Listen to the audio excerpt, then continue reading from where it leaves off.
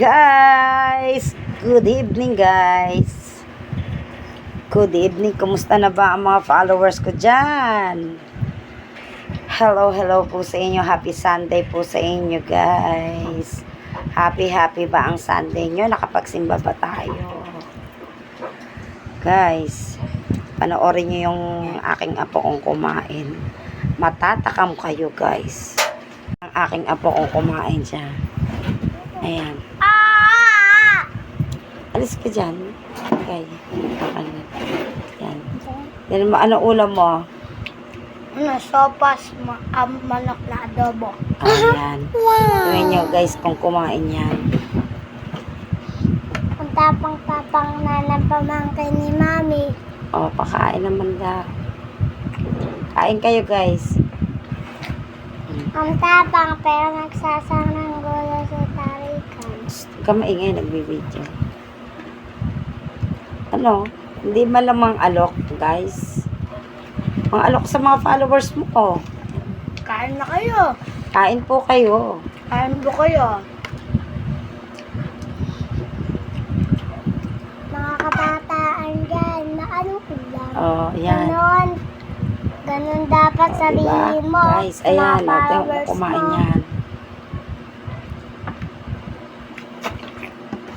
Ganito dapat, kwento mo sa mga Isa. tao. O. Ano sasabihin? Ano sasabihin? Ah? Mga kabataan dyan, na anong ulam? Sa mga... Lakasan mo daw. Na, ang tagal-tagal nyo naman mga followers ko dyan eh.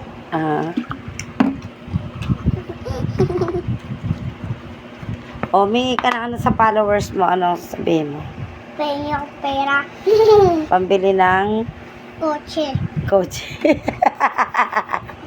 Ibang klase hingi mo ha. Ay, kotse pala na Ano hingi mo sa kanila mga guys, sa mga followers Kotse mo? na maliit. Kotse na maliit. Pangbili ng gatas ka mo guys. Hindi, gusto Na ko daddy kotse. pa yan guys. Hindi kaya ako. Oh, na daddy yan, nahihiya lang yan guys. Hindi. Wag ako. Mami, pengi nga ako neto.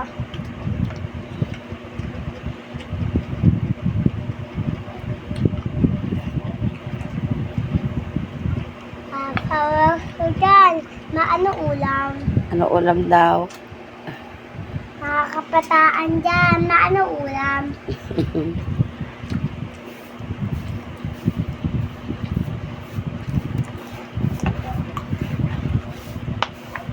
Gutom na gutom yan guys. Galing yan sa mga kapitbahay. Nag-cellphone maghapon pag uwi. Uuwi yan dito pag gutom. Pag nakakain na, balik na naman. Hindi na. Boss naman. Ikaw sa kaka-cellphone mo, tas nagbabasa ka paw-paw yung kamay mo. Dapat ka na lang magbasa. Dapat mag-aral ka. Pag nagganyan-ganyan na naman yung kamay mo, sinasabi ko sa iyo. No? Nagganyan-ganyan yung kamay mo eh. Nanginginig-nginig na naman yan eh. Hindi. Nawala na yung pagkinginig ng kamay mo, yan ka na naman sa kaka-cellphone mo. Alam mo? Mami, wait lang.